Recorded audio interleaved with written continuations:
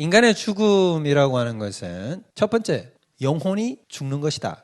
영혼이 죽는다는 게 뭡니까, 여러분? 결국 죽음이라는 건 하나님과 분리되는 겁니다. 그래서 영혼이 하나님과 분리되면 영혼이 죽게 되겠죠. 그게 왜 그러냐면 하나님이 모든 생명의 무엇이니까 근원이시기 때문에 근원으로부터 떨어지게 되면 죽음이 발생하는 거죠. 살게 되는 것도 그러면 어떻게 하면 살게 되겠어요? 하나님과 다시 관계가 회복되면 다시 살아나는 거예요. 관계가 회복되기 위해서 예수님이 어떻게 하신 것입니까? 구속의 제사를 하신 것이고 구속의 역할을 하시고 나니까 자연스럽게 하나님과 관계가 회복되니 뭐가 일어나는 것이냐면 영생으로 접어들게 되는 거죠.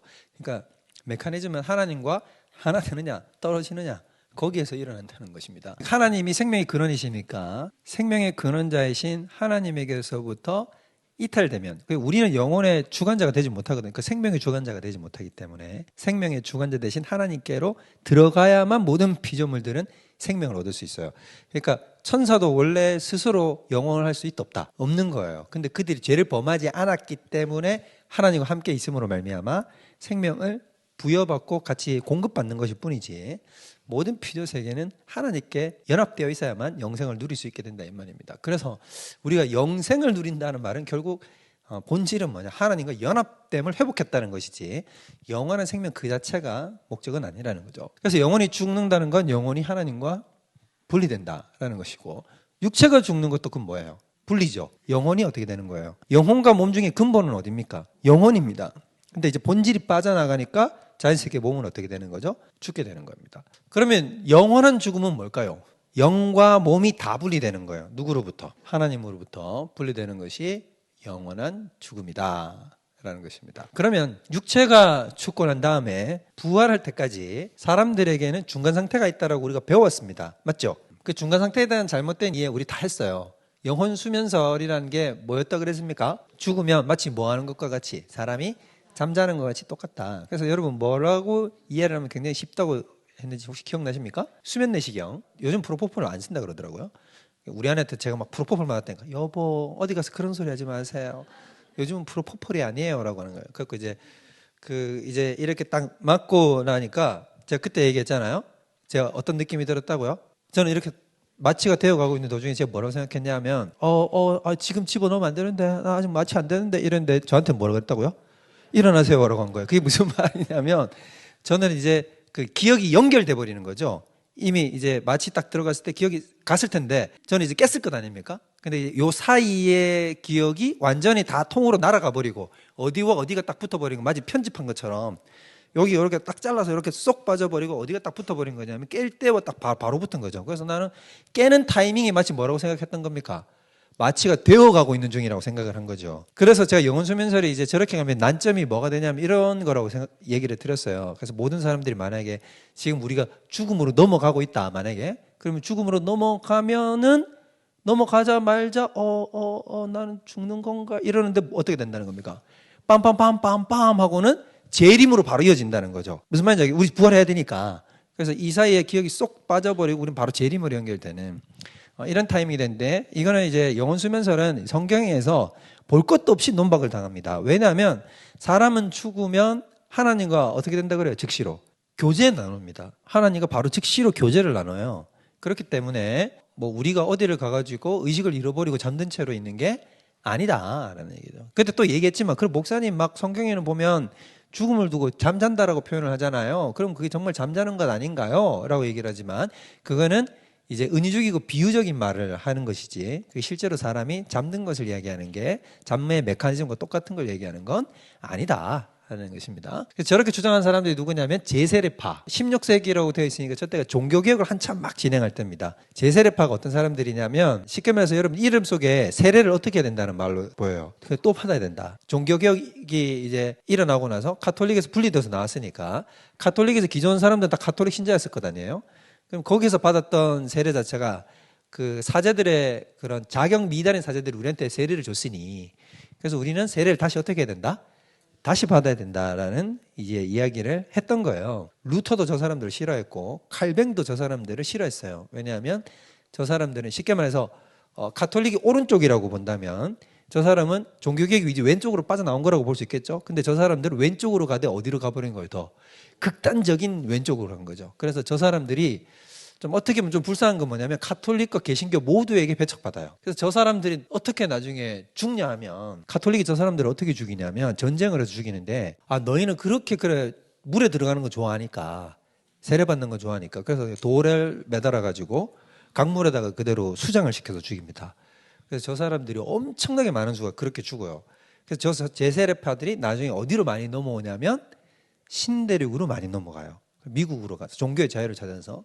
그래서 이제 제세례파에서 근원한 사람들이 굉장히 이제 많이 나왔었죠. 그래서 오늘날은 이제 제세례파의 흔적들이 이제 거의 다 사라졌죠. 근데 이제 저기에서 파생된 교단들이 또 있어요. 그런 사람들이 지금은 이제 이어져 가고 있는 중이다. 여호와의 증인도 영혼 수면제를 주장한다고 합니다. 제가 여호와의 증인을 실제로 만나본 적이 좀 있는데 몇 번 있는데 그 사람들이 주는 그 전도지를 제가 봤는데 전도지를 보면 하나같이 강조하는 게 뭐냐면 여호와의 증인, 혹시 여기 여호와의 증인 그 출신 분 계십니까? 괜찮은데 여호와의 증인 분들은 뭘 그렇게 강조하냐면 그 성전을 그렇게 강조하더라고요. 자기 교회 건물 왕국회관이라 그러잖아요. 왕국회관이고 또 왕국회관 다 가는 데마다 또 그 알루미늄인지 철문인지 뭐 이렇게 딱 해가지고 다 이렇게 지었죠. 규격이 뭔가 이게 있나 봐요. 그래서 그 사람들이 주장하는 게 뭐냐면 나름대로 휴건지 모르겠는데 하여튼 그런 일이 종말에 되면은 교회가 공중으로 올라간대 통으로. 이야, UFO인가? 그래서 하여튼 여러분 그 성경적 방식에서 벗어난 사람들은 하여튼 신기한 얘기를 많이 해. 어떻게 이렇게 뭐라고 할까 이렇게 창의적인 창발적 상상을 이렇게 하는지 잘 모르겠습니다만은 저기도 영혼 수면세를 얘기하는데 영혼 수면세는 그래서 단돈박 당합니다. 왜? 하나님과 성도는 어떻게 한다? 죽으면 즉각적으로 교제 나눕니다. 그 다음에 연옥, 림보 얘기했죠. 연옥은 천국과 지옥 사이에 있는 것이고 림보는 어떤 사람들이 림보 간다 그랬어요? 유아림보 여러분 생각나시죠? 유아림보가 있고 또 림보에 간 사람 어떤 사람들이 있습니까? 선조림보라 그러고 야 그걸 기억하시는군요. 대단하시다. 집에 가서 복습하시는 거 아니죠? 선조림보라는 게 있어서 뭐 옛날 같으면 이제 예수님 이전 시대 때 사람들이 림보에 가 있었는데 예수님이 저 림보에는 예수님이 직접 가가지고 내가 다 구원사역 펼쳤으니까 나와 이렇게 해방선했단 말이에요. 그래서 지금 선조림보는 있다 없다? 없다. 그 림보 쪽에 있는 사람들 싹 다 빠져나왔다라고 얘기하는 게 가톨릭의 주장인데 저것도 아닙니다. 그 다음에 조건적 불멸세 기억나십니까? 혹시 저거? 조건적 이름에서 벌써 나죠. 누구는 불멸하고 누구는 불멸하지 않는다는 거예요. 그럼 불멸하지 않는 즉 영원한 생명을 가진 사람은 누구겠다? 믿는 사람이고 안 믿어서 지옥 간 사람들이 있을 것 아닙니까? 안 믿어서 지옥 간 사람들은 어떻게 된다? 지옥에서 영원히 사는 게 아니라 불멸 안 하니까 어떻게 된다는 겁니까? 벌을 어느 정도 받으면 존재가 영혼 자체가 사라져버린다는 거죠. 그렇다고 해서 그 사람들을 천국으로 넣어주지는 않지만 지옥에서 더 이상 고통당하게 하지는 않는단 말이죠. 그래서 저 사람들은 일정 기간 지나면 존재 자체를 어떻게 해버릴 거다 하나님이 없애주실 거다라는 얘기가 조건적 불멸설이에요. 그러나 저것도 아닙니다. 하나님이 그럴 것 같으면 지옥을 왜 했어요? 자, 그러면 신자와 불신자의 중간 상태가 있어요. 신자의 중간 상태가 있고 불신자도 중간 상태가 있다는 것입니다. 결론부터 얘기하자면 뭐냐면 신자는 죽으면 천국으로 가는 게 아니고 불신자는 죽으면 지옥 가는 게 아니라는 겁니다. 오, 저게 무슨 말인가 싶으실 텐데 천국은 한마디로 얘기하면 언제 가는 거냐면 우리가 모두 다 부활해가지고 최후 심판 다 거쳐가지고 싹 다 육체를 입은 상태로 들어가는 데가 어디냐면 천국이고 영만 있을 때는 어디로 들어가냐면 낙원이라는 곳에 갑니다. 낙원과 천국은 엄연하게 구분이 되는 곳이에요. 그 다음에 그러면 지옥도 마찬가지예요. 사람이 죽으면 바로 지옥으로 가는 게 아니라 지옥으로 가기 전에 음부라고 표현되는 곳으로 갑니다. 그럼 지옥은 어떻게 가겠어요? 육체를 입고 부활하고 난 다음에 다 같이 들어가는 곳이 다 같이가 아니죠. 자기들끼리 들어가는 곳이 지옥이다 하는 것이요. 그러니까 지옥을 뭐라고 부르냐면 게헨나라고 부르는데 저 게헨나라는 게 뭐냐면 뭘 얘기하는 거냐면 여러분 그 흰놈의 아들 골짜기라고 들어보셨습니까? 욕 아닙니다. 흰놈 목사님 막 놈놈 이러지 마세요 이러는데 고유명사입니다. 흰놈이라고. 그러니까 여러분도 어디서 막 흰놈 야 그러지 말고 흰 녀석들이라고 얘기하면 안 될까? 그게 아니라 여러분 고유명사 이름이 뭐라고요? 흰놈이라고요. 그래서 이게 어디 있냐면 여러분들이 예루살렘을 가면 예루살렘에 크게 두 가지 골짜기가 있어요. 그림으로 그려드릴 수는 없는데 여러분 기준으로 제가 보여드리는 거예요. 예루살렘이 이렇게 있으면 이쪽이 동쪽이겠죠. 그죠? 여기가 북, 남, 동, 서. 이해되시죠? 자, 그러면 이렇게 예루살렘이 있으면 요렇게 동쪽에 골짜기가 하나 큰 게 있어요. 골짜기 요렇게 한 게 큰 게 있고 골짜기가 있으니까 골짜기가 있다는 얘기는 여러분 예루살렘이라는 데를 입체적으로 보면 어떠냐면 이렇게 이렇게 볼록 위로 솟은 곳이라고 생각하면 됩니다. 솟았죠. 그러니까 골짜기는 양쪽이 다 이렇게 파여져 있어야 될 거다. 양쪽이 다 솟아 있어야 골짜기가 되겠죠. 그러니까 지금 동쪽 편에 이렇게 깎아져 내려갔단 말이에요. 예루살렘이 여기 있으니까 깎아져 내려갔고 여기 이렇게 올라오겠죠 또. 그럼 이쪽에 또 몰록 솟은 데가 또 있을 거 아닙니까? 요걸 뭐라고 부르냐면 올리브 마운틴, 감람산. 그래서 예루살렘에서 동쪽에서 이렇게 딱 보면 보이는 데가 무슨 산이다? 감람산인 거예요. 그래서 감람산을 넘어가기 위해서는 무슨 골짜기를 하나 지나야 되는데 이걸 이 골짜기를 기드론 골짜기라고 얘기하는 거예요. 많이 들어보셨죠?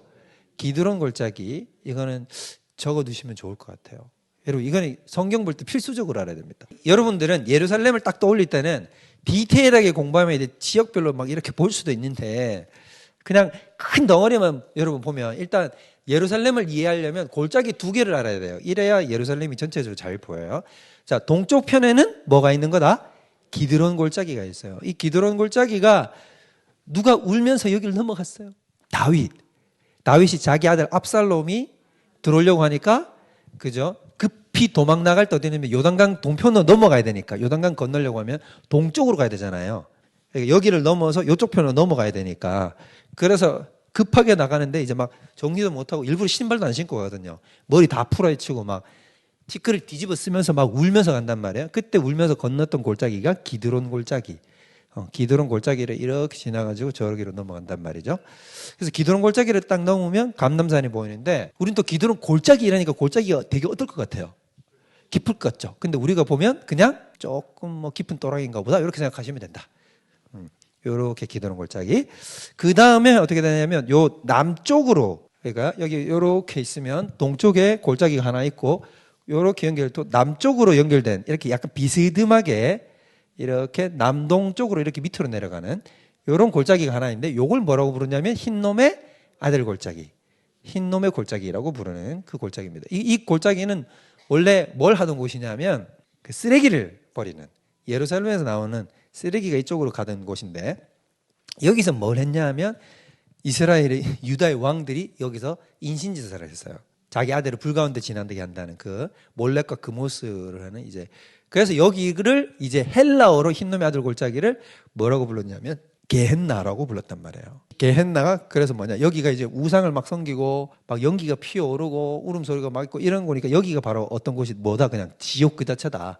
그래서 흰놈의 아들 골짜기라고 붙여지게 된 것입니다. 자, 그래서 지옥을 게헨나라고 부릅니다. 자, 그럼 목사님 저는 아직까지 낙원이랑 음부가 잘 이해가 안 돼요 라고 이렇게 생각할 수 있어요.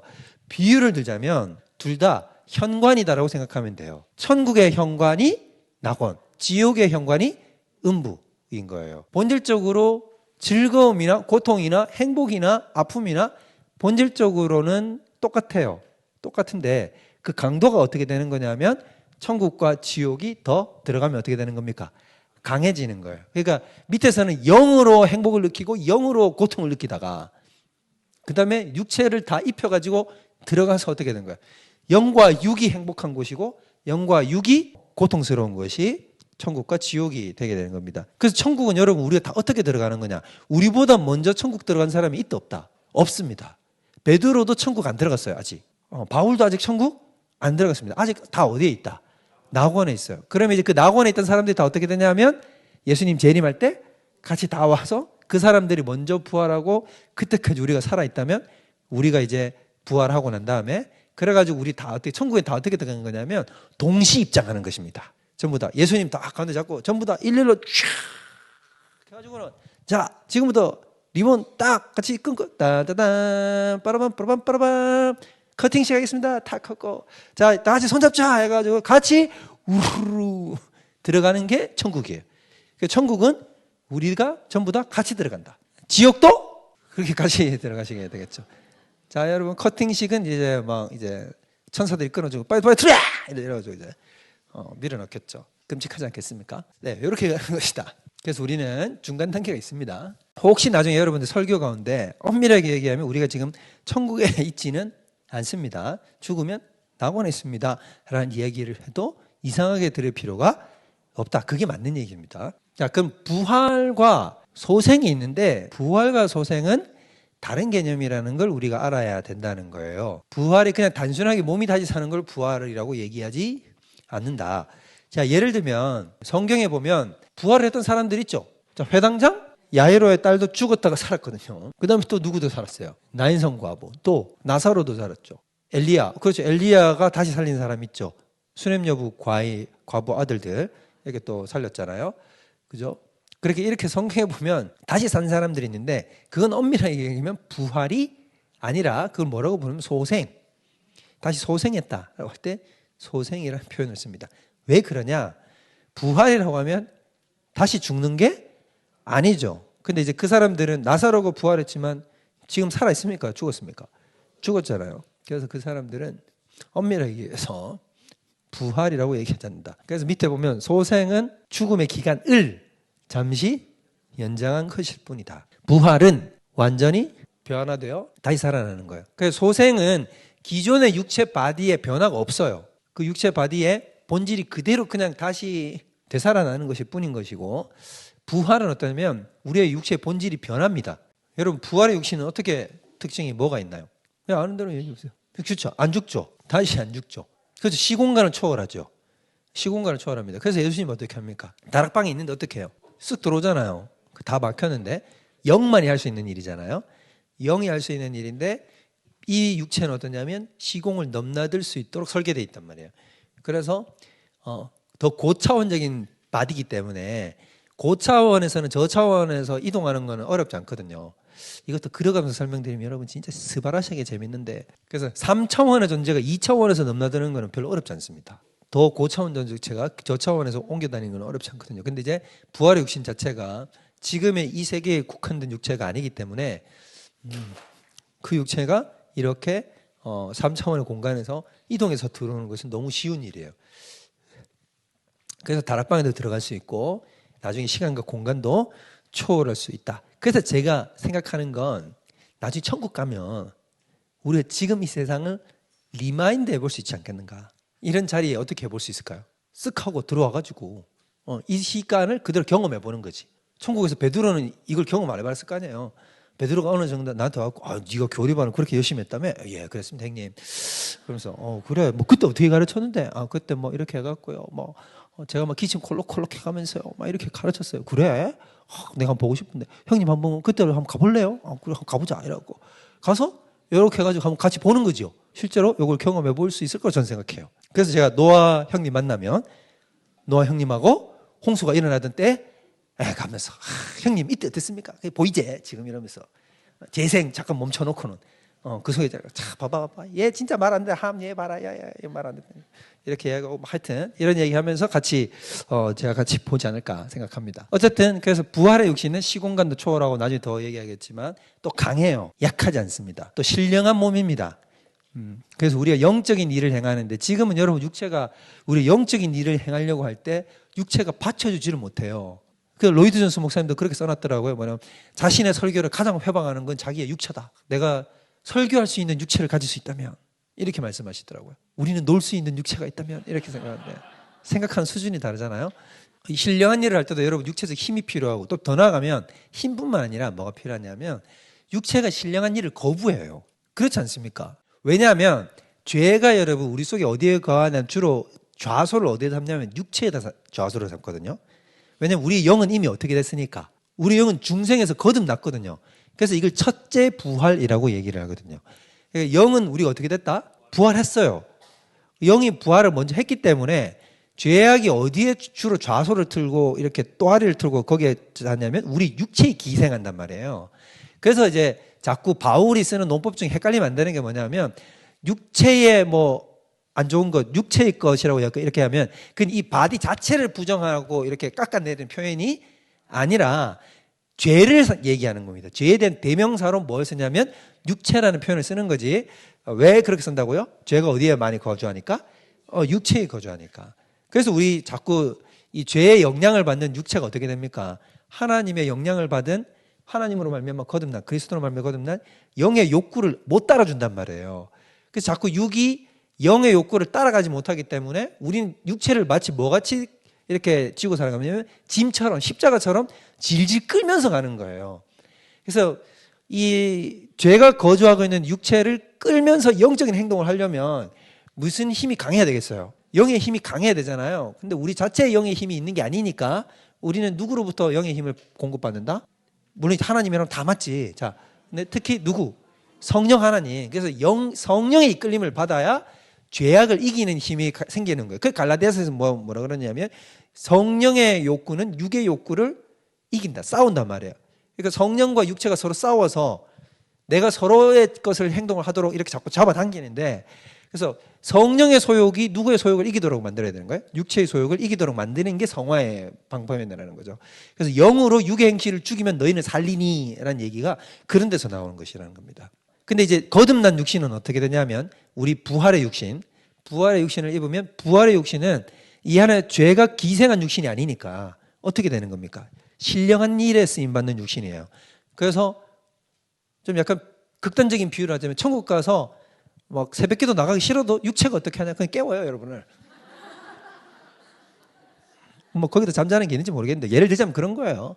오늘은 쉬어야 하지 않는데 육체가 무슨 일 하십니까? 일어나시오! 이러면서 확 내려가지고 막 가게 하고 이런단 말이에요. 무슨 말인지 이해되죠? 그러니까 이제 신령한 육체, 부활의 바디는 이제 지금의 이 땅의 육신과 전혀 다르다. 완전히 하나님 일에 최적화된 몸이에요. 여러분, 세상에서 소원이 여러분 제발 죄 좀 안 짓고 사는 거 아니에요? 신자가 만약에 소원이 마음속에 뭐 아직도 세속적인 거나 소원이 있으면 여러분 그 큰일입니다. 신자가 되든지 안 되든지 하나님한테는 소원이 뭐가 돼야 되냐면 제발 내가 좀 죄 좀 안 짓고 하나님 뜻대로 하나님 기쁘시게 하는 삶을 나는 그냥 그렇게 평생 살 수 없을까가 그게 우리의 소원이 돼야 되잖아요. 그러지 않나요? 이거에 공감 못하면 심각하게 생각해 보셔야 돼요. 죄 짓는 삶이 지겹지 않습니까? 이놈의 지겨운 삶. 그 김훈은 뭐라 그랬다 그랬어요? 지겨운 밥벌이. 이 밥을 떠먹으려고, 이 밥을 먹으려고 다시 밥 먹고 밖에서 나가서 일을 하고 다시 밥을 입에다 채우고 다시 밥을 먹는 이 이상한 순환 구조를 가지고 있잖아요. 우리가 마치 뭐 같은 이런 고백이 튀어나와야 되냐면 이놈의 지겨운 죄악에 속한 삶 이거 좀 어떻게 버리고 싶다. 지긋지긋하다 좀 제발. 죄야 내 인생에서 그냥 좀 제발 사라져라. 이게 천국 가고 싶은 이유죠. 이게 천국 가고 싶은 이유 아닙니까? 탄식이 있어야 그게 진짜 그리스도인이죠. 그래서 이제 우리가 부활의 생명과 육체를 탁 얻으면 더 이상 우리는 죄와 관련 없는 인생을 산단 말이에요. 할렐루야 아닙니까? 좀 더 나아가면 그러면 여러분 우리가 부활을 하게 되는 메커니즘도 죽음과 똑같아요. 자, 우리가 육체가 왜 죽을까요? 자, 아까 우리 죄 때문이고 하나님과 분리되었기 때문에 결국 죽음이 찾아오는 건데 그 사이에 약간 디테일한 지점을 찾아보자고요. 자, 하나님과의 관계가 일단 무엇부터 단절이 됩니까? 영과 육 중에. 영이 단절이 먼저 되잖아요. 영이 먼저 죽었잖아요. 영이 먼저 죽으니까 뭐가 따라 죽는 거예요? 육이 따라 죽는 거거든요. 그러니까 영과 육 중에는 항상 뭐가 먼저 간다? 영이 먼저 가요. 근데 영이 하나님과 분리됨으로 영이 죽어버리니까 이게 나중에 결국 육체도 영혼을 따라가는 거예요. 그래서 육체도 어떻게 되는 거예요? 죽어버리는 거거든요. 이게 이제 메커니즘이란 말이에요. 그럼 거꾸로 다시 반대 뒤집으면 영혼이 살면 육체도 사는 거죠. 그죠? 그렇기 때문에 우리가 부활을 할 수밖에 없는 이유는 우리의 영이 어떻게 됐으니까. 그렇죠. 첫째 부활로 다시 살아났거든. 그래서 이 육체가 어떻게 되냐면 옛 것을 벗어버리고 새 것으로 거듭나서 우리는 다시 새로운 부활에 이를 수밖에 없게 된다. 이게 같은 메커니즘이라는 거예요. 제가 봤을 때는 이게 언제 깨달아지냐면 여러분이 1년 반이 지나서 다시 욕을 들으면 그러면 그때 가면 그게 얼마나 이게 그때 제가 있을지 없을지는 모르겠지만 사람 일은 모르는 거니까. 부활의 원어적 의미를 한번 보겠습니다. 부활. 제 위에 헬라어 있죠? 읽어볼까요? 시작. 어떻게 여러분 잘 읽고 있어요 이렇게. 여러분 저 아나스타시스 여러분 근데 어디 뭐 이게 되게 비슷하지 않습니까? 그렇죠. 아나스타샤. 그 러시아의 마지막 공주 이름이 아나스타샤거든요. 러시아 황실의 마지막 공주. 그래서 여러분 그 전설 있지 않습니까? 러시아 마지막 공주가 원래 러시아 황실이 그 이제 공산혁명이 일어나면서 어떻게 되냐면 황실이 다 죽임을 당했거든요. 싹 죽임을 당할 때 원래 죽임을 당했다가 팩트인데 그 중에 마지막 황녀가 안 죽고 유럽으로 피신을 했다는 썰이 있어요. 그래서 여러분 그 공주 이름이 아나스타샤인데 그 아나스타샤가 살아서 이렇게 자연적인 죽음을 맞이해서 계속해서 살아 있었다. 그래서 그 다른 애니메이션도 있는데 이름이 아나스타샤인가요? 맞을 거예요. 아나스타샤. 그 디즈니 애니메이션도 있습니다. 라스푸틴, 러시아 황실의 그 점쟁이 같은 사람 무당이 들어왔고, 남자 박수 무당이 들어와가지고 러시아 황실의 여자들을 다 꼬셨거든.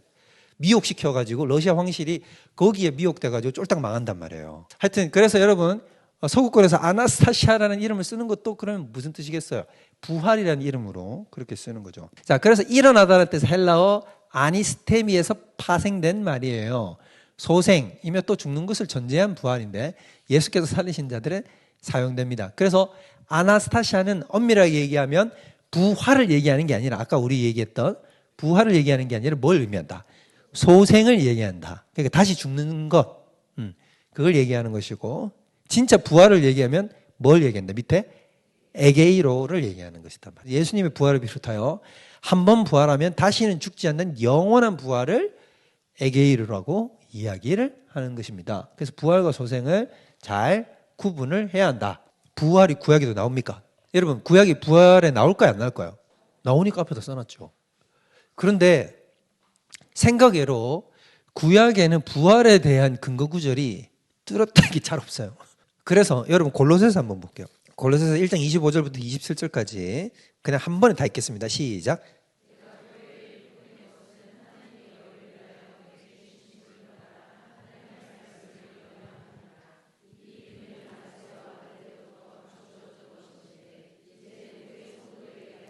계속.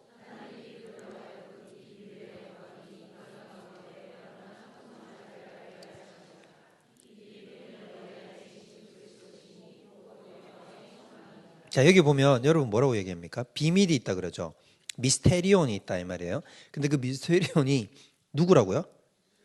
그리스도라는 거죠. 근데 이 비밀이 26절에 보면 어떻게 했다는 거예요? 원래 만세와 만대로부터 감추어졌던 것인데 지금 어떻게 됐다? 이제는 그의 성도들에게 나타났다. 성도들에게 이게 오픈됐다는, 계시가 열렸다는 거예요. 그러면 여러분, 이 계시가 열렸다는 건 지금 그 전에 왜 비밀이라는 겁니까? 더 나가면 그럼 목사님 도대체 이 비밀이 뭔가요? 어려운 게 아니라 쉽게 말하면 뭐냐면 예수님이 십자가 죽음과 부활을 얘기하는 거예요. 그럼 예수님이 십자가 죽음과 부활이 왜 비밀입니까?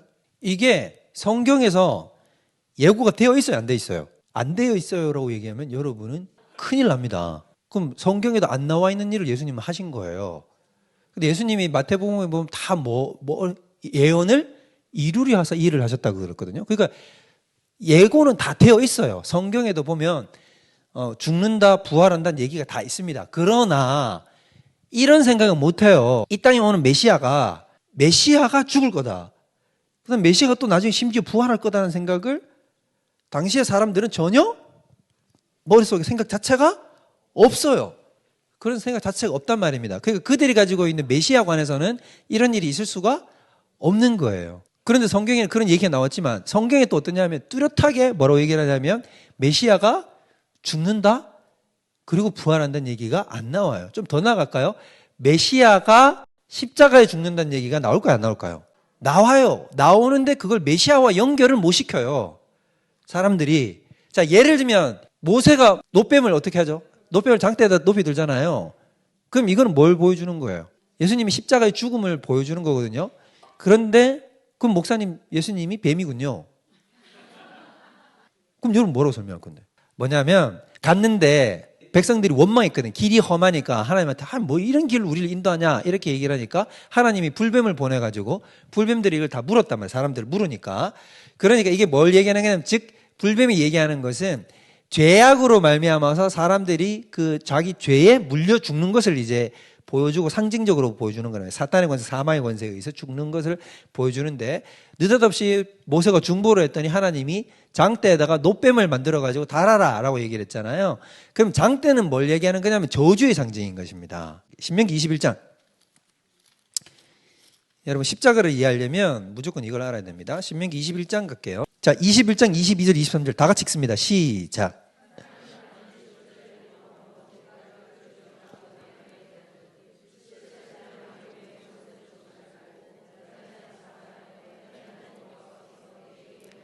땅을 더럽히지 말라. 크게. 나무에 달린 자는?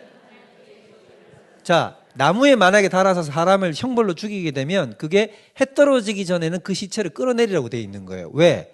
하나님께 나무에 달린 자는 뭘 받았으니까? 하나님께 저주를 받았기 때문에 그 사람은 저주받은 죽음이기 때문에 땅을 더럽힐 수 있다. 그래서 해 떨어지기 전에는 시체를 끌어내리라고 얘기해요. 그래서 예수님을 해지기 전에 자꾸 내려달라고 얘기한 거예요. 왜? 명절이니까. 명절인데 땅이 저주받으면 안 되잖아요. 그래서 6월절 명절이었기 때문에 예수님을 자꾸 끌어내려달라고 바리새인들이 요구한 거란 말이에요. 자, 어쨌든 자, 그러면 장대에다가 높이 달아서 죽였다는 얘기는 뭐예요? 하나님이 저주했다라는 얘기예요. 이해돼요? 자, 저주했다는, 그럼 저주를 하나님이 뭘 저주했다는 거예요? 노뱀을 저주했어요. 그럼 노뱀을 저주했다는 건 뱀은 뭐예요? 죄예요, 죄. 그걸 예수님이라고 얘기하면 안 되고요. 그럼 목사님 그게 십자가 죽음하고 그거고 다르잖아요 라고 얘기를 하면 그게 어떻게 되는 거냐. 여러분, 십자가에 예수님이 올라가셨죠. 올라가셔서 죽으셨잖아요. 그때 예수님이 십자가에 올라 죽으셨을 때 예수님이 인류의 모든 죄를 다 어떻게 하신 것입니까? 같이 짊어지고 같이, 쉽게 말하면 농개같이 가락지 끼고 외군 장수를 들고 그냥 같이 난강물에 뛰어들듯이 인류의 모든 죄를 예수님이 같이 끼고는 어떻게 했냐, 십자가에 올라가 버린 거란 말이에요. 그리고 죽었어요, 안 죽었어요? 죽었잖아요. 예수님 죽었죠? 죽었을 때 그럼 모두 죽는 거예요. 죄도 죽고 예수님은 어떻게 하는 거예요? 부활하는 거지. 그럼 십자가에 예수님이 있어요, 없어요? 없죠. 그럼 십자가에는 뭐만 있는 거예요? 죄만 있는 거죠. 그러니까 나중에 결국엔 뭐만 죽는 거예요? 죄의 권세만 죽는 거죠. 그러니까 장대에 뭐가 달려야 맞는 거예요? 뱀이 달려야 맞는 거죠. 뱀이 예수님을 얘기하는 게 아니라 십자가의 죽음을 통해서 나중에 죄악의 권세가 어떻게 될 것이다? 죽을 것이다. 그걸 믿는 자마다 다 살리라. 그래서 다 어떻게 해라? 쳐다보기만 해라 라는 게 믿음을 얘기하는 거거든요. 보다라는 것은 믿음을 얘기하는 거예요. 그래서 보는 자는 다 사는데 희한한 거는 안 보는 애들도 있다. 놀랍다. 이게 나중에 이 땅에 있을 구원에 대해서 얘기를 하는 거란 말입니다. 자, 이해가 됩니까? 그래서 예수님이 뭐라고 그러냐면 요한복음에 보면 3장에 내가 노뱀이 모세가 뱀을 높이던 것처럼 나도 들려야 하리니 라는 얘기가 바로 그 얘기를 하는 겁니다. 그 구절을 가져와 가지고 목사님, 예수님은 뱀이 아닌가요? 이렇게 얘기를 하면 된다, 안 된다. 예수님은 이 사건을 얘기하는 것이지 예수님이 자기가 뱀이라는 얘기를 하는 게 아닙니다. 그래서 뱀에 죽은 것은 예수님이 아니라 예수님이 죽으셨지만 예수님은 어떻게 했고? 부활했고, 죽은 것은 뭐만 죽었다? 그렇죠. 죄만 죽게 된 것이다 라는 것입니다. 그래서 부활이 중요해요. 말 나온 김에 더 할게요. 그래서 예수님의 십자가 죽음, 우리는 자꾸 복음이라고 얘기를 하면 예수님의 십자가 죽음에다 초점을 맞춰요. 근데 십자가 죽음에 초점을 맞춰야 되는데 많은 성도들이 부활은 약간 옵션 같은 거라 생각해요. 그냥 액세서리 같은 거라 생각해요. 있으니까 더 좋은 것, 뭐 이런 느낌으로 받아들이는, 승리했잖아요 목사님, 뭐 이런 식으로 우리가 받아들이는데 이러면 천만에 만만의 말씀이 되는 거예요. 뭐냐면 부활은 반드시 따라와야 돼요. 그리고 부활이 없으면 십자가의 죽음이 헛되어 버리는 것입니다. 자, 여러분 바울을 보면 바울이 기독교를 초기에 핍박했어요? 핍박하지 않았어요? 핍박했죠. 그럼 왜 핍박했느냐? 바울은 신학자예요. 바울은 신학자이기 때문에 그냥 자기가 기독교인들이 미워서 핍박하는 사람이 아니에요.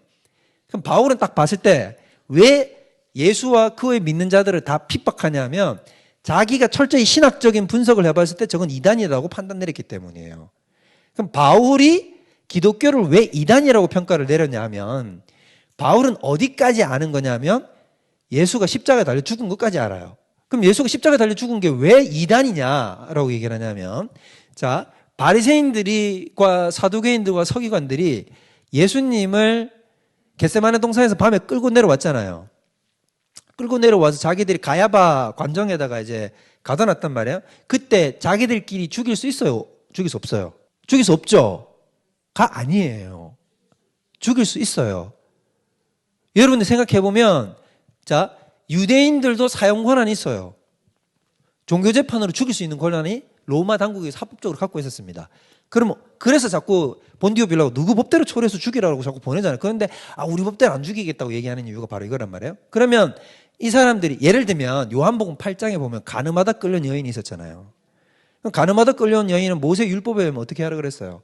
돌로 쳐 죽이라 그랬으니까 만약에 예수님의 입에서 야 돌로 쳐 죽여야지 라는 말만 나왔으면 옆에 있던 사람들이 어떻게 했을 거예요? 그래서 돌로 쳐 죽이려고 그랬잖아요. 그냥 돌로 쳐 죽일 수 있어 없어요? 있잖아요. 없다고 얘기하면 안 되지 이렇게 얘기했는데, 자, 있잖아요. 자, 그런데 그러면 예수님도 자기들이 봤을 때 신성 모독자면 어떻게 할 수 있냐면 돌로 쳐 죽일 수 있습니다. 근데 그렇게 죽이면 되는데 그렇게 안 죽였단 말이에요. 왜? 그렇게 죽이면 예수님을 그림을 만들어주는 거야. 무슨 그림을 만들어주는 거냐면 예수님을 지금 그때 당시 모든 백성들은 선지자로 알고 있었거든요. 선지자를 알았기 때문에 대낮에 못 잡고 밤에 혼자 있을 때 겟세마네 동산에 있을 때 유다야가 신고해줘가지고 잡아들였단 말이에요. 그러면 사람도 없을 때 체포했는데 만약에 체포해갖고 불법 재판도 없고 그냥 이러고 쳐 죽였다 칩시다. 쳐 죽이면 백성들이 볼 때는 예수님이 누군데? 하나님의 선지자인데 누구에 의해서 죽었다고 생각할까? 그렇죠. 죄를 지은 악한 무리들에 의해서 딱 선지자를 해서 돌에 쳐맞아서 죽는 딱 형태를 보이겠죠. 구약의 사가랴 같은 사람. 여호야다의 아들. 자기 아버지 여호야다가 이제 돌아가시고 나서 요아스 왕이 이제 타락하잖아요. 그러니까 이제 아들이 스가랴가 이제 타락하지 마시라. 우리가 어떻게 이렇게 하면 되겠습니까? 이렇게 얘기를 하니까 요아스 왕이 뭐라 그래요? 떠들지 마라. 너 죽는다? 라고 얘기했거든. 그랬더니 이제 이걸 스가랴가 이제 비판했단 말이에요. 그러니까 그 자리에서 성전에서 어떻게 성전 뜰에서 사람들이 돌을 들어가지고 여호야다를 죽였단 말이에요. 여호야다의 아들을 죽였단 말이에요. 그런 것처럼 그렇게 죽으면 돌에 맞아서 죽으면 딱 예수님을 뭘로 만들어주냐면 선지자인데 저 바리새인들과 사두개인들이 억울하게 우리 선지자를 죽였다라고 되면 예수의 죽음의 대가가 누구한테 다 뒤집어 써서 넘어가는 거예요. 그렇죠. 자기들한테 돌아가니까 이런 죽음을 하게 되면은 안 되는 거잖아요. 그죠? 그래서 이제 어떻게 해야 되느냐. 바리새인들과 서기관들이 이제 예수님의 죽음을 합리화시켜야 되는 게 뭐냐면 이 사람들은 지금 신학적으로 확신을 하고 있는 게 예수님은 가짜라는 거예요. 바리새인들은 당시에 왜 가짜라고 생각했을까요? 자기는 뭐라고 얘기하니까 자기를 자꾸 하나님이라고 얘기하니까 선지자는 저런 소리 안 해. 무슨 선지자가 자기를 하나님이라고 얘기해. 쟤는 가짜야라는 생각이 자기들은 확고하게 있었단 말이에요. 그런데 문제는 저 사람이 가짜라는 걸 보여줘야 되니까 가짜라는 걸 만천하에 보여주려면 어떻게 하면 될까요? 자, 잘 따라와야 되면 이게 너무너무 중요한 얘기라는 거예요. 예수님을 가짜라고 만들려면 어떻게 해야 가짜가 되냐면 저 사람은 하나님이 죽였어 라고 하면 되잖아요. 맞죠? 그러면 가짜가 될 거 아닙니까? 그럼 하나님이 죽였어 라는 게 율법에는 어디에다 달아 죽이면 하나님이 죽였어가 돼요? 십자가 이러면 안 되지. 십자가는 성경에 안 나온다니까요. 나무에 달아 죽이면은 그 사람은 뭐가 되는 거예요? 하나님께 저주를 받아 죽었으니까 봐라 누가 봐도 저 사람이 하나님께 저주를 받아 죽었으니까 진짜 선지자다 가짜다가 증명이 돼버릴 것 아닙니까? 맞지요? 그렇기 때문에 어떻게 되냐면 예수를 나무에 달아 죽여야 되는 거예요. 근데 나무에 달아 죽이는 권한은 없거든. 당시 나무에 달아 죽이는 권한이 뭐냐면 십자가형이니까. 십자가형은 누구만 할 수 있냐면 로마 당국에서만 했단 말이에요. 그래서 새벽부터 가가지고 어디에 달아달라? 십자가에다 달아달라. 나무에 좀 달아달라는 거예요. 나무에 달아달라고 얘기를 하는데 근데 로마에서 십자가형은 정치범에만 하는 거예요. 종교사범에 하는 게 아니란 말이에요. 그러니까 본디오 빌라도는 자꾸 야 무슨 죄를 저질렀는데 정치범 같았으면 본디오 빌라도가 정보망으로 몰랐겠어요? 알았겠어요? 다 알잖아요. 뭐 누가 반역을 꾀하면 내가 모를 리가 없잖아. 근데 갑자기 듣보 잡을 데리고 왔거든. 듣보를 데리고 와가지고 뭐라 그러냐면 이 사람을 갖다가 정치범으로 매달아 달라 그러는 거예요. 그러니까 이제 본디오 빌라도는 야 그런 얘기는 내가 들은 적도 없는데 왜 이러냐. 그게 딱 벌써 직감이 오는 거지. 아, 이 사람이 지금 모함을 당해서 오는 거구나. 그래서 나는 이 사람이 죄를 못 찾겠으니까 그래서 일부러 헤롯한테 데리고 왔고 네가 들어 해. 근데 또 헤롯도 한번 보고 놀리고는 또 다시 돌려보내잖아요. 그래가지고 본디오 빌라도가 어떻게 할 방법이 없고 자꾸 십자가에다 달아달라고 사람들이 난리를 치니까 그래서 그 다음으로 내놓은 해결책이 뭐예요? 때려서 넣거든요. 만족을 주려고. 이 정도로 때려주면 그러면 만족 죽이진 않고 그래서 예수님을 데리고 들어가가지고는 죄목도 없는데 채찍으로 때린단 말이에요. 그래서 여러분 패션 오브 크라이스트 보셨잖아요. 사람을 완전 거의 거진 반 죽여버린단 말이지. 처참한 광경을 보여줘가지고 앞에다 딱 세워놓고 자, 이 정도면 만족하지 않냐니까 도리어 피를 보니까 사람들이 더 흥분을 해. 그러면서 어떻게 했냐면 죽여라 하는 거야. 그래가지고 이 사람을 왜 죽여야 되냐 이러니까 이 사람들이 꺼내놓는 제목, 유대인들이 대신 꺼내놓는 제목이 뭐라 그랬냐면 저 사람이 자기를 뭐라고 얘기했다? 왕이라고 얘기를 했습니다. 왕은 누구밖에 없는데 로마 황제밖에 없는데 자기를 왕이라고 얘기했으니까 자기는 반역자 아닙니까? 그래서 자기를 자꾸 왕이라고 참칭하는 사람을 살려두면 당신은 가이사의 충신이 아닙니다 라고 해가지고 그래서 이 사람을 어떻게 하냐면 결국엔 십자가에다 내준단 말이에요. 그래서 자기를 보고 그 위에다가 뭐라고 했습니까? 편말 위에다 유대인의 왕이라고 하니까 이게 또 듣기 싫은 거야. 매달았던 사람들이 그래서 뭐냐면 자칭 유대인의 왕이라고 써주십시오 하니까 본디오 빌라도가 아니 난 쓸 것을 그대로 썼어. 그래서 유대인의 왕이라고. 왜냐면 유대인은 왕이니까 잡혀 죽은 거니까. 그래서 유대인의 왕이다라고 저기서 십자가에 달려 죽는단 말이에요. 그럼 십자가에 달려 죽었을 때 당시에 유대인들은 이 율법을 다 한단 말이에요. 왜 여론이 여러분 신기하잖아요. 예수님을 그렇게 막 따라가던 대중들이 예수님이 막상 십자가 짊어지고 가니까 막 옆에서 막 비난하잖아요. 그럼 왜 여론이 이렇게 손바닥 뒤집히냐면 저 사람이 진짜인 줄 알았는데 철석같이 믿었는데 십자가 지금 형을 받아가지고 십자가 끌고 가는 걸 보니 하는 거 보니까 저 사람 뭐구나. 저 사람 이때까지 우리 진짜인 줄 알았는데 가짜구나라고 생각하니까 믿었던 대중들이 마음을 180도 뒤집는 거죠. 그래서 어떻게 했냐면 저 사람은 그럼 이제 비난하는 거예요. 십자가에 달려가지고 예수님 딱 올라가니까 막 내려와봐라 그러고 막 이러는 그게 다 그 이유 때문인 거죠. 그러면 여러분에게 묻겠습니다. 예수님은 하나님의 저주를 받은 게 맞아요, 틀려요? 예수님 자신이 자 하나님께 저주를 받았어요, 안 받았어요? 받은 거예요, 안 받은 거예요? 받은 거예요. 그래서 예수님이 십자가에서 돌아가실 때 마지막으로 한 말이 뭐냐면 엘리 엘리 라마 사박다니 이게 그냥 막 멋있는 말 하려고 하는 게 아니에요. 엘리 엘리 라마 사박다니 이런 게 아니고 약간 이 죽음을 비극적으로 보여야 해 뭐 이런 게 아니라 예수님은 진심으로 무슨 말이냐면 내가 하나님 아버지께 어떻게 됐다는 거예요. 버림받았다는 얘기를 하는 거예요. 자, 그러니까 이거를 옆에서 바울은 봤단 말이에요. 그러니까 바울이 보면 바울의 식견에 의해서 딱 보면 예수님의 죽음은 예수님을 진짜로 드러내는 거예요? 가짜로 드러내는 거예요? 존재를 가짜라고 확실히 드러내는 거죠. 그러면 자기는 무슨 확신을 가지는 거예요? 예수는 가짜다 진짜다? 가짜잖아. 하나님께 저주를 받았으니까 성부의 저주를 받았는데 어떻게 자기가 하나님이고 하나님의 아들이고 선지자급에도 속하지가 않은 사기꾼인 거지. 그래서 바울은 뭐냐면 왜 이 사기꾼을 믿고 돌아다니느냐 해가지고 사람들을 막 압제한단 말이에요. 그런데 이제 잡으려고 다메섹 도상에 가다가 누구를 펑 만난다. 부활하신 예수님을 펑 만나버리거든. 그래 확 꼬꾸러져 버렸는데 주여 당신이 누구시오니까 라고 얘기했단 말이에요. 그럼 이 말이 여러 가지 의미를 내포하는 거예요. 자기가 봤을 땐 이게 분명히 신적인 빛이잖아요. 그러니까 하나님으로부터 온 빛이라는 걸 알았단 말이에요. 그런데 자기가 생각하기에 성부 하나님은 아니요. 만약에 알았다면 자기는 뭐라고 얘기했을까요? 여호와 하나님 왜 이러십니까? 라고 얘기를 했을 텐데 신적인 분이기는 신적인 분인데 자기가 아는 신적인 분은 또 아닌 거예요. 이 삼일체를 이제 경험하고 있는 거예요, 실제로. 그러니까 주라고 부르면서 주여 누구십니까? 라고 물었단 말이에요. 그래서 네가 핍박하는 예수니라. 여기. 그럼 이 사람들 지금 바울의 머릿속에는 망치를 얻어막은 정도가 아니라 그냥 완전 내적인 뭐라고 할까? 혼란이 팍! 내가 그토록 가짜라고 믿었던 자가 지금 뭐라고 얘기하는 거야? 진짜거든. 자, 그러면 자, 부활한 예수님을 만났을 때는 예수님이 진짜예요, 가짜예요? 진짜잖아요. 그러면 이제 바울의 머릿속에서 돌아가는 메커니즘은 뭐냐면 분명히 어디에 달려 죽었는데? 나무에 달려 죽었는데? 그럼 저주를 받았는데? 근데 왜 이 사람 진짜지? 나무에 달려 죽었으면 분명히 하나님께 저주를 받아 죽었잖아요. 근데 이 사람은 왜 진짜예요? 예수님이 분명히 하나님께 저주를 받았잖아요. 그런데 이 사람은 진짜란 말이에요. 그럼 이 간극이 안 메워지잖아요. 이 간극을 어떻게 메울 거란 말이에요. 바울이 그때 번개처럼 깨닫게 된 게 3일 동안 눈 감잖아요.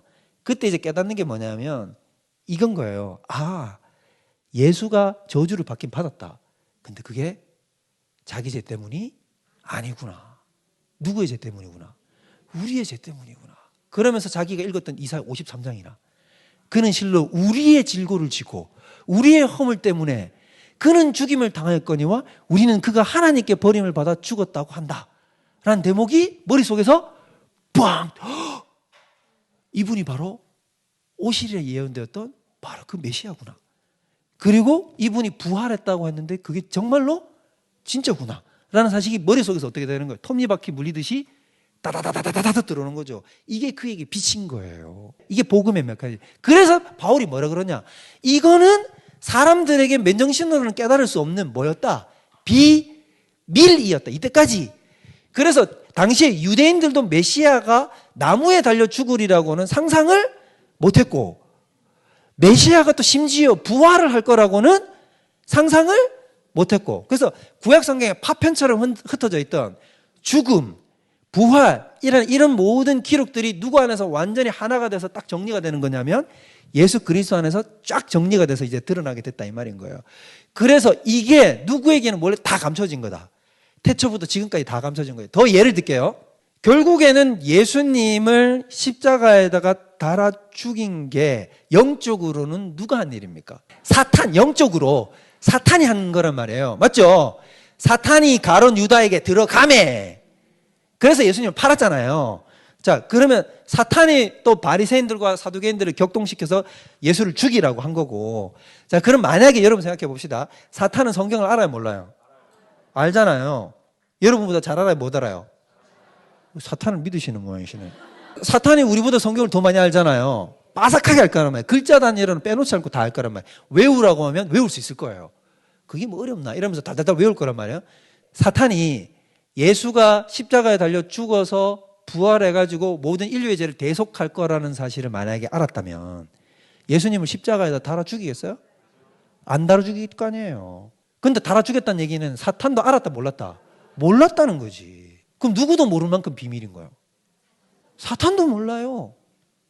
사탄도 예수님이 와가지고 이런 방식으로 세상을 구원할 줄은 모른 거예요. 목사님 근데 어떻게 그게 가능한 거예요? 성경에 다 써 있잖아요. 사탄은 뜻도 알 거 아니에요. 왜 그럴까요? 그러니까 여러분 또 이러면 이제 또 정답을 항상 끄지만 비밀이니까요, 목사님. 그럼 그게 왜 비밀이냐고 여러분. 비밀이어서 비밀이라고 하는데 어찌하여 비밀이라고 물으시면 저희가 무엇이라고 대답하겠사옵나이까. 그게 사탄에게 왜 비밀이냐고요, 여러분. 잘 생각해 보세요. 자, 성경은 누구가 쓰셨어요? 성령의 감동으로 쓰여진 것이잖아요. 그러면 성경이 풀려지려면 누가 역사해 주셔야 돼요? 성령이 역사해 줘야 되는데 사탄에게 성령이 역사하겠어요? 텍스트를 아무리 들여다보고 아무리 빠삭하게 하고 아무리 외워도 성경이 해석되어진다 안 되어진다? 안 되어지는 거예요. 안 되어지고 하나님의 의도를 전혀 그 속에서 사탄이 읽어낼 수가 없어요. 교리반도 마찬가지예요. 여기서 와가지고 여러분이 교리반을 달달달 외우고 사진 다 찍어가지고 집에 가서 복습 다 하고 막 이렇게 다 해도 성령이 역사하지 않으면 여러분이 아무것도 깨달을 수가 없습니다. 반대로 여러분이 제가 강의를 하는 걸 자다가 이렇게 들어도 성령이 역사하시면 어떻게 됩니까? 다 깨달음이 오실 줄 약간 믿습니다. 그래서 여러분, 그래서 성령을 뭐라고 그러냐면, 이렇게 해서 예수님이 이랬지 했어.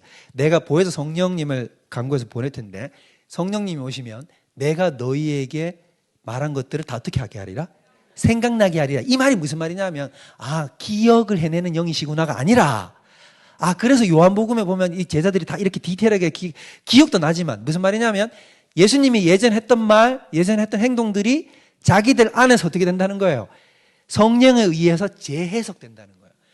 아, 그때 예수님 했던 말이 이 말이구나, 이 뜻이구나, 행동을 그래서 둘러 엎었구나, 그래서 이걸 성전을 자기 육체라고 얘기했구나, 이걸 깨닫네. 그래서 성령을 다른 말로 말하면 신학의 영이라 이 말이에요. 성령이 우리 속에 오면 우리에게 하나님의 뜻과 계시를 어떻게 해주니까? 깨닫도록 해주시니까. 근데 성령이 받지 않은 사람은 하나님의 말씀의 뜻과 비밀을 깨달을 수가 없는 거죠. 그래서 바울이 뭐라 그러냐? 나도 유대인들을 충분히 이해한다. 유대인들이 바울을 죽이려고 했을 때 부형들이여, 나도 여러분들과 같았노라. 나도 예수를 실제로 만나서 그분의 부활하심과 실제로 그분을 경험하기 전까지는 나도 신학적으로, 나도 바리새인 중에 바리새인이요, 난지 8일 만에 할례 받았고 베냐민 지파요, 율법은 흠이 없고 나는 가말리엘 문화에서 자란 사람이다. 그래서 여러분들처럼 나도 그래서 예수를 핍박했던 사람, 물어봐라 내가 얼마나 열심히 핍박했는지. 저기 있는 대제사장들이 다 증인이다. 내가 공문받아 갔거든. 그러니까 근데 내가 어떻게 알았냐? 내가 다메섹 도상에서 정오의 대낮보다 빛나는 햇빛에서 내가 예수님을 딱 만났는데 네가 누구냐? 예수님 누구냐? 네가 핍박하는 예수도 하니까 갑자기 밑에 있던 사람들이 흥분해갖고 저놈 돌로 죽여라 이랬단 말이에요. 바울은 뭐라고 얘기를 하는 거냐면 여러분들이요, 부형들이요, 여러분들도 하나님의 뜻의 비밀을 깨닫게 되면 나와 같이 예수가 그리스도이심이 보이실 것입니다 라는 얘기를 하는 거예요. 그러니까 다시 얘기하면 이게 누구한테도 감춰졌다고요? 유대인들한테 다 감춰졌고, 계시를 알고 있다고 하는 유대인, 바리새인들, 그렇게 밤낮없이 연구한다는 바리새인들한테도 감춰졌고, 서기관들도 다 감춰졌고, 심지어 누구도 사탄도 몰랐고, 사탄도 몰랐으니까 십자가에 달아주는, 사탄이 몰랐기 때문에 예수님을 십자가에다 올려놓고는 아차 생각하는 거예요. 그때서 저대로 가면 안 되겠다 싶으니까 어떻게 하는 거예요? 조롱하면서 어떻게 하라 그래? 십자가에서 내려오라고 시키는 거예요. 사탄도 눈치가 있어가지고 내가 지금 속았다는 생각을 하는 거예요. 내려오라고 하는데 예수님이 그때 이제 그럼 내려가겠어요? 야, 조금만 있으면 끝인데 내가 엘리 엘리 라마 사박다니, 나의 영혼을 받아주세요 주님 하고 아버지하고는 사요나라 짜이젠 빠이빠이 난 승리야 하고 가버리시는 거야.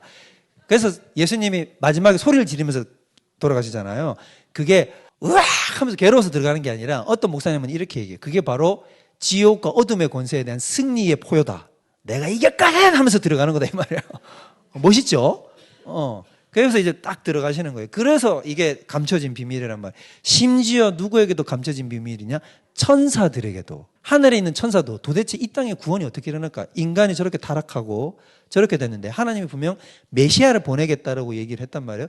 그럼 그게 도대체 어떻게 일어날까를 천사들도 우리보다 먼저 알지 못해요. 항상 어떻게 알게 되냐면 이 땅의 교회와 성도들이 먼저 알게 되고 그걸 지켜보는 천사가 뒤에 알게 돼요. 그래서 천사들도 어디에 주목하느냐? 이 땅의 교회를 주목하고 계시가 교회들에게 어떻게 열려지는지를 상고하고 고민하고 천사들은 맨날 공부해요. 공부한다는 게 성경에 써있다니까. 베드로도 쓰고 바울도 쓰잖아요. 상고하니라. 천사들도 상고하니라. 자기들끼리 앉아서 우리 하나님이 지금 저희들 어떻게 하실까? 그래 했는데 부활하는 거야.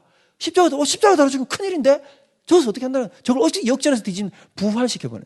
그래서 부활이 뭐냐면 그럼 부활이 왜 중요한 것이냐면 이 얘기는 이제 하다가 지금 중단한 건데 예수님이 만약에 십자가에서 죽었다라고 해서 끝나버리면 어떻게 되는 겁니까? 자, 방금 설명까지 하면. 그렇죠. 그냥 하나님 아버지께 어떻게 된 거예요? 그냥 저주받아 죽은 걸로 끝나는 거예요. 그런데 십자가에 딱 죄만 남게 하기 위해서는 예수님이 어떻게 해야 돼요? 부활해서 거기서 쏙 빠져나와서 내려와야 되잖아요. 그리고 또 더 나아가 볼까요? 예수님이 부활했다는 얘기는 자, 사람들이 예수님을 십자가에 달아 죽였고 사탄이 예수님을 십자가에 달아 죽였지만 그 하나님은 어떻게 했다는 거예요? 부활시켰잖아요. 그렇다는 얘기는 하나님이 예수님을 뭐라고 인정해 주는 거죠? 나무에 달아 죽이면 하나님이 뭐 했다는 증거라고요? 저주했다는 증거인데 부활시켜줬다는 건 뭐의 증거겠어요? 그러면 하나님이 이 사람을 진짜로 인정해 준다는 증거 아닙니까? 아니 하나님이 인정 안 해주면 이 사람이 부활할 수 있겠어요? 아니잖아요. 그러니까 진짜라고 인정했기 때문에 부활했다는 얘기죠. 그래서 부활이라는 게 바로 뭐냐면 예수님이 진짜이심을 드러내는 가장 확고한 증거예요. 그래서 부활은 바로 뭐냐면 바리새인들이나 사두개인들이나 대제사장들에게는 엄청난 아킬레스건이 돼요. 왜냐? 자기들이 나무에 달아 죽여서 예수를 가짜라고 하면서 이렇게 증거를 내세웠는데 하나님이 그거를 뒤집어서 어떻게 합니까? 예수가 진짜라고 세운 게 되는 거죠. 그러면 뭐가 되냐? 예수 부활이 정말 참이면 바리새인들과 서기관들과 이 사람들은 어떻게 되는 거예요? 진짜 메시아를 하나님의 아들을 죽인 장본인이 되는 거예요. 그럼 이 사람들은 어떻게 했어요? 그보다 큰 일이 없잖아요. 그래서 이 사람들이 뭘 전하는 걸 굉장히 싫어하냐면 이 사람들은 예수님이 십자가 전하면 좋아하겠어요? 싫어하겠어요? 예수 십자가에 돌아가셨네를 전하고 다니면 바리새인들과 사두개인들과 제사장들은 좋아할까요? 싫어할까요? 좋아하지. 자기들의 의견대로 그렇게 죽었으니까. 그런데 예수 부활하셨네라고 전하고 다니면 싫어할 거 아닙니까? 그래서 증거를 보여 사도행전 가보시라 이 말이에요.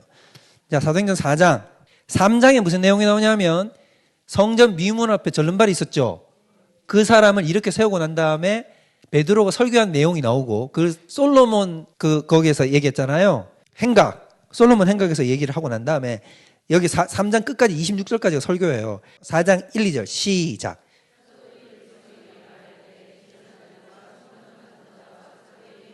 이 절 핵심 시작. 예수 안에 죽은 자의 부활이 있다고 백성을 가르치고 전함을 싫어해요. 이게 맨날 이제 아무렇지도 않게 지나가다가 지금 읽으니까 이제 이해가 되죠. 왜 부활을 예수의 십자가 죽음을 전하는 것을 싫어하여 이렇게 쓰이지 않고 예수의 뭐 전함을 싫어하여? 부활을 전함을 싫어하여 라고 한도 끝도 없이 많이 나와요. 사도행전에는. 그래서 뭐냐면 사도들도 자기를 뭐라고 생각하느냐, 예수의 증인이라고 얘기하잖아요. 그럼 구체적으로 예수의 뭐를 증언하는 사람인가? 예수의 부활을 증언하는 사람이에요. 사도행전 앞으로 더 넘어가세요. 1장. 여러분 베드로가 성령 받고 난 다음에 성령 받기 전에 일어나가지고 가룟 유다 대신 마띠아를 제비 뽑아 얻을 때 기억나시? 보궐선거 하잖아요. 보궐선거 할 때 그때 보궐선거 할 때 자기들의 사도의 자격을 이야기하는 문장이 등장한단 말이에요. 자, 그게 뭐냐 하면 21절부터 22절 요게 사도들의 자격이에요. 시작. 주 예수께서 출입하실 때에 항상 우리와 함께 다니던 사람 중에 하나를 세워 우리와 더불어 부활하심을 증언할 사람이 되게 하여야 하거늘. 경상도 말로 해야 이게 이것도 옛날에 그냥 벌러 지나가다가 생각도 안 하고 그냥 대충 지나가 그런가 보다 하고 지나갔는데 여러분 이제 보니까 느낌이 오시죠? 무슨 말 이해되십니까? 조금 더 나아갈게요. 예수가 부활하지 않으면 우리에게 어떤 일이 일어나는가? 자, 우리가 예수를 믿잖아요. 믿는 줄로 믿습니다. 자, 믿으면 어떻게 돼요? 우리가 구원을 얻거든요. 자, 믿음과 우리의 구원이라는 열매 사이에 요게 어떻게 믿어서 우리의 구원으로 넘어가냐면 중간에 어떤 한 단계가 있어요. 요걸 우리가 밟기 때문에 구원이 일어나거든요. 그럼 요 중간 단계를 뭐라고 부르냐면 그리스도와의 연합이라고 얘기를 합니다. 뭐라고 부른다고요? 연합. 쉽게 말해 예수님과 내 강 하나가 됩니다. 이 말이에요. 그럼 내가 믿으면 예수님과 내 강 뭐가 된다고요? 하나가 돼서 우리는 뭘 얻는다고요? 구원을 얻어요. 자, 그러면 이게 어떻게 되냐면 내가 예수를 믿잖아요. 예수님이 참 메시아시고 그분에 대한 것을 우리가 다 믿었어요. 믿으면 어떻게 되냐면 영적으로는 우리가 어떻게 되냐면 우리가 2000년 전으로 돌아가는 거예요. 그래서 예수님이 율법을 지키실 때 누구도 지킨 게 되고 내가 지킨 게 되는 거고 예수님이 채찍 맞으실 때 누구도 맞은 게 되는 거고 나도 맞은 게 되는 거고 예수님이 가시면류관 쓸 때 누구도 맞은 게 누구도 쓴 게 되고 나도 썼어요. 그래서 여러분 손 잘 봐요. 멋쩍게 보여요? 이거 안 보이면 천국 못 가는데. 개심실하게 잘 보란 말이에요, 여러분. 자, 그래가지고 그래 예수님이 십자가에 올라갈 때도 누구랑 올라갈까요? 왜 자꾸 점점 확신이 줄어들어요? 자, 예수님과 하나가 된다니까요. 자, 그럼 예수님이 십자가에 올라갈 때 누구도 올라가는 거예요? 나도 올라가고 내 죄도 같이 올라가. 예수님, 내 죄가 다 어떻게 하는 거예요? 다 같이 십자가에 올라가는 거예요. 못을 때려 박으면 어떻게 하는 거예요? 예수님 박힐 때 나도 박히고 내 죄도 같이 박히는 거예요. 자, 이쪽도 박히고 이쪽도 박히는 거죠. 그래서 창을 푹 찌를 때 누구도 찔리는 거야? 나도 찔리는 거야. 그리고 예수님이 죽을 때 누구도 죽을까? 나도 죽고 내 죄도 죽어요. 근데 거기까지다 라면 그럼 어떻게 되는 거예요? 나는 어떻게 된 거예요? 믿어서 죽은 거야 그냥. 십자가는 그런 것이요. 그러면 이게 뭐예요 이거? 이래 죽거나 저래 죽거나 어차피 지옥 가고 똑같다. 그러니까 이제 근데 거기서 결정적으로 예수님이 어떻게 해버렸어요? 부활해버렸으니까 누구도 부활한다. 나도 부활하고 죄는 예수님과 연합한 게 아니니까 누구만 남아? 십자가에. 죄만 쏙 남고 난 예수님 그냥 딱 부활해갖고 할렐루야 딱 해가지고는 우리는 죄만 십자가에 죽고 나는 어떻게 되는 거예요? 예수님과 하나 되어 부활까지 이르는 거죠. 이러면 머리속에 좁혀 서야 되는데 지금 우리가 부활 얘기하고 있잖아요. 우리가 왜 부활할 수밖에 없는가? 누가 먼저 부활하셨으니까. 예수님이 부활하셨기 때문에. 그럼 예수님 부활한 게 왜 내가 부활하는 게 돼요? 왜? 믿으면 내가 누구랑 하나 됐으니까. 예수님이랑 연합돼서 하나 됐기 때문에 예수님이 부활하면 누구도 부활하는 거다. 나도 부활하는 거라면. 근데 예수님 부활했어 안 했어요? 부활했잖아요. 그러니까 우리도 부활한다 안 한다? 부활한다면. 그래서 예수님을 부활해 첫 열매라고 하는 이유가 바로 이 말이란 말이에요.